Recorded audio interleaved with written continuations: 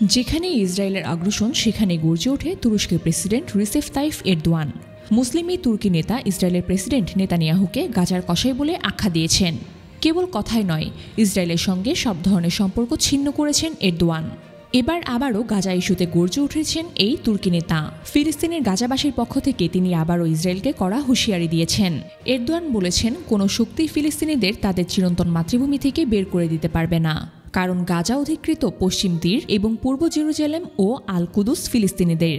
Erdogan মার্কিন president Donald ট্রাম্পের গাজা কিনে নেয়া বা পুনর্গঠনের নামে গাজাবাসীকে অন্য কোথাও পাঠিয়ে দেওয়ার সিদ্ধান্ত প্রত্যাখ্যান করেছেন।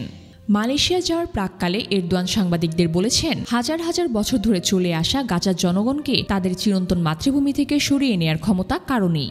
তিনি জোরালো কণ্ঠে ঘোষণা করেছেন, গাজা অধিকৃত পশ্চিম তীর এবং পূর্ব জেরুজালেম ও আল কুদস ফিলিস্তিনিদের ছিল এবং তাদেরই থাকবে। মঙ্গলবার হোয়াইট হাউসে ট্রাম্প এবং ইসরায়েলি প্রধানমন্ত্রী বেনিয়ামিন নেতানিয়াহুর বৈঠক হয়। সেখানে মার্কিন প্রেসিডেন্ট ট্রাম্প বলেন, যুদ্ধবিধ্বস্ত অঞ্চলটি মধ্যপ্রাচ্যের রিভেরা হিসাবে রূপান্তর করতে চান তিনি, আর তার সেই পরিকল্পনার অংশ হিসাবে যুক্তরাজ্য গাজার নিয়ন্ত্রণ নিতে পারে, আর সেখান থেকে বের করে দেয়া হতে পারে ফিলিস্তিনিদের। ট্রাম্প প্রস্তাব করেছেন গাজাবাসীদের মিশর, জর্ডান এবং সৌদি আরবের মতো প্রতিবেশী দেশগুলোতে পুনর্বাসিত করা যেতে পারে। ট্রাম্পের এমন অদ্ভুত প্রস্তাবের পর বিশ্বজুড়ে সমালোচনার ঝড় ওঠে।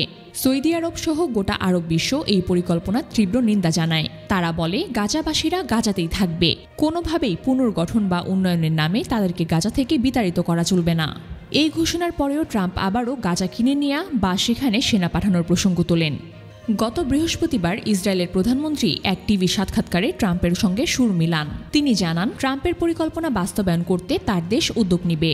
সেই সাথে নেতানিয়াহু বলেন, সৌদি আরবে প্রচুর জমি আছে এবং তারা তাদের ভূখণ্ডে একটি স্বাধীন ফিলিস্তিন রাষ্ট্র প্রতিষ্ঠা করতেই পারে।